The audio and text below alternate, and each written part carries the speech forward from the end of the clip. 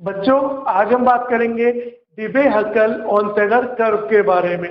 डीबे-हकल-ऑनसेगर curve क्या होता है, हम इसको कैसे स्टडी करते हैं और किस लिए स्टडी करते हैं। तो सबसे पहले तो आपको क्या याद रखना है कि डीबे-हकल-ऑनसेगर कर्व जो है हमारा, ये हमारा फॉर्म हुआ, हम लोगों ने जो डीबे-हकल-ऑनसेगर कर्व जो बनाया गया, ये बनाया गया फॉर डाइल्यूट इलेक्ट्रोलाइट्स के लिए। डाइल्यूट इलेक्ट्रोलाइट्स के लिए बनाया गया, चाहे वो इलेक्ट्रोलाइट स्ट्रॉन्ग इलेक्ट्रोलाइट हो चाहे वो इलेक्ट्रोलाइट वीक इलेक्ट्रोलाइट हो। अब पिछले लेक्चर में जब हमने इलेक्ट्रोकेमिस्ट्री के पढ़ा था कि फैक्टर अफेक्टिंग इलेक्ट्रोलिटिक कंडक्टेंस, तो वहां पे सबसे लास्ट लॉ पढ़ा था डाइल्यूशन। उस डाइल्यूशन का ही ये पार्ट है। जब भी हम किसी भी चीज को डाइल्यूट कर रहे थे तो वहां पे क्या हो रहा था, आयंस को मूव करने के लिए ज्यादा स्पेस मिल रहा था और इंटरआयनिक इंटरेक्शन क्या हो रहा था, कम होता जा रहा था, जिसकी वजह से कंडक्टेंस बढ़ रही थी। तो डीबे-हकल ने जब इन चीज को ऑब्जर्व किया तो उन्होंने बोला कि जैसे जैसे डाइल्यूशन होता जा रहा है कंडक्टेंस इंक्रीज हो रही है।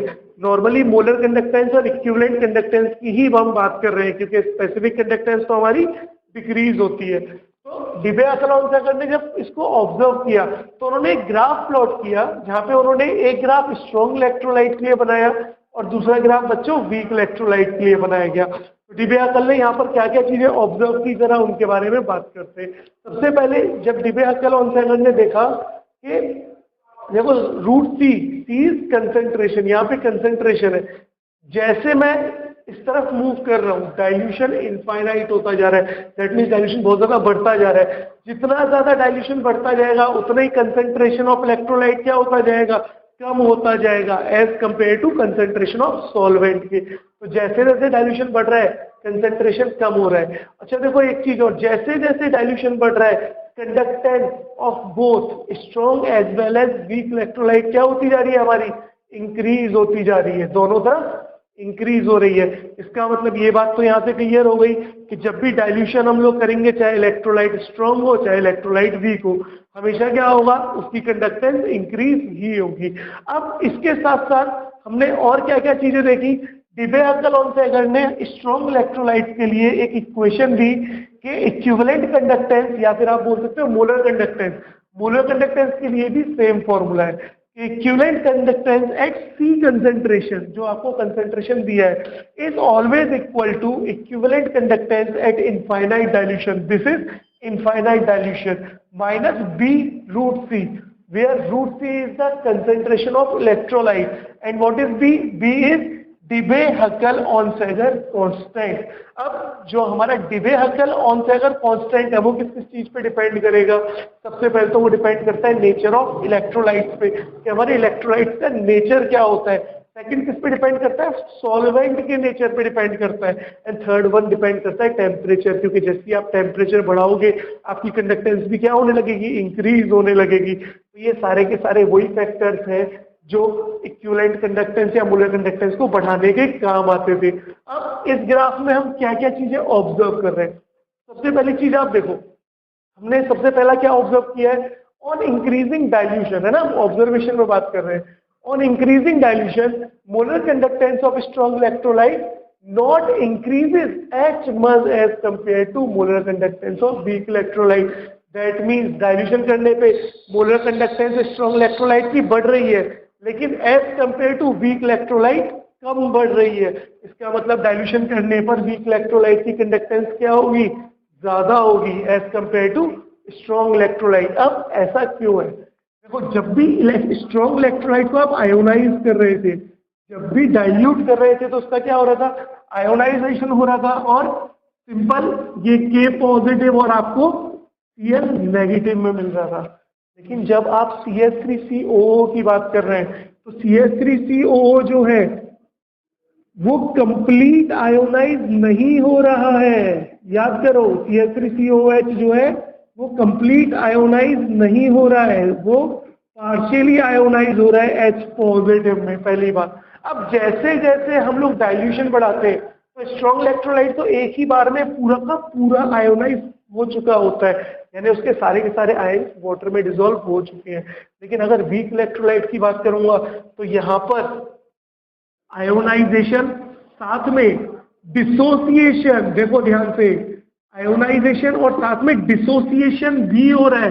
दैट मीन्स जीरो CH3COOH है ना वीक इलेक्ट्रोलाइट, इस वीक इलेक्ट्रोलाइट का आयोनाइजेशन तो हो ही रहा है, लेकिन साथ साथ क्या हो रहा है, डिसोसिएशन भी हो रहा है, यानी ये डिसोसिएट भी हो रहा है।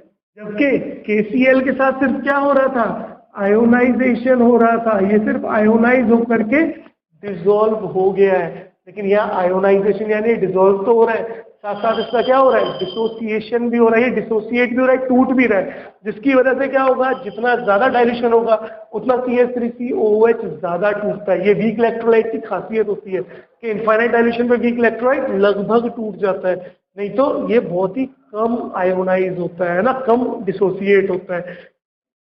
तो मोलर कंडक्टेंस वीक इलेक्ट्रोलाइट की ज्यादा बढ़ेगी as compare to strong electrolyte. पहली बात तो इसको याद रखना।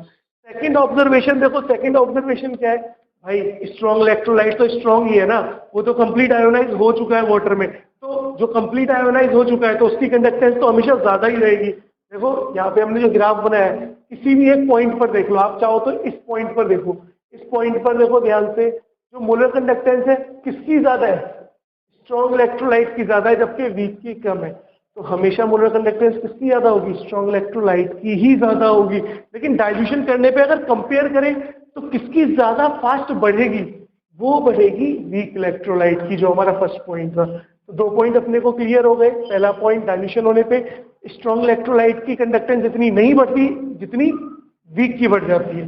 सेकेंड पॉइंट क्या है, डाइल्यूशन इंक्रीज करने पर कंडक्टेंस ऑफ स्ट्रॉन्ग इलेक्ट्रोलाइट जो है वो हमेशा ज्यादा ही होगी as compare to weak electrolyte. Third point is on increasing dilution the conductance of strong electrolyte gradually increases. भाई धीरे धीरे इंक्रीज हो रही है डाइल्यूशन करने पर कंडक्टेंस, लेकिन वीक इलेक्ट्रोलाइट के लिए कंडक्टेंस कैसे इंक्रीज हो रही है बच्चों, रैपिडली इंक्रीज हो रही है, बहुत फास्ट इंक्रीज हो रही है। क्यों हो रही है, अगेन वही रीजन, आयंस में तो कन्वर्ट हो रहा है, साथ साथ और भी ज्यादा डिसोसिएशन हो रहा है, और भी ज्यादा ब्रेक डाउन हो रहा है CH3COOH का। फोर्थ पॉइंट, हम लोग कभी भी ग्राफिकली मोलर कंडक्टेंस या इक्विवेलेंट कंडक्टेंस स्ट्रॉन्ग इलेक्ट्रोलाइट के लिए निकाल सकते हैं, उसको आगे प्लॉट करके, लेकिन वीक इलेक्ट्रोलाइट के लिए हम मोलर कंडक्टेंस कभी भी ग्राफ को आगे प्लॉट करके नहीं निकाल सकते, क्योंकि आप कितना भी आगे ले जाओ, ये जो ग्राफ है ये फर्दर इस लाइन से टच में आएगा ही नहीं। So, if we plot the graph further, then we obtain the value of maximum molar conductance for strong electrolyte. But it is not possible to obtain the value of maximum molar conductance for weak electrolyte. Weak electrolyte में possible नहीं है। तो ये है हमारा Debye-Huckel-Onsager curve और उसकी observation. बहुत इंपॉर्टेंट है, यहाँ से थ्योरेटिकल क्वेश्चन बहुत ज्यादा कॉमनली आपसे पूछे जाते हैं। तो आज हम इस लेक्चर को यहीं पर खत्म करते हैं।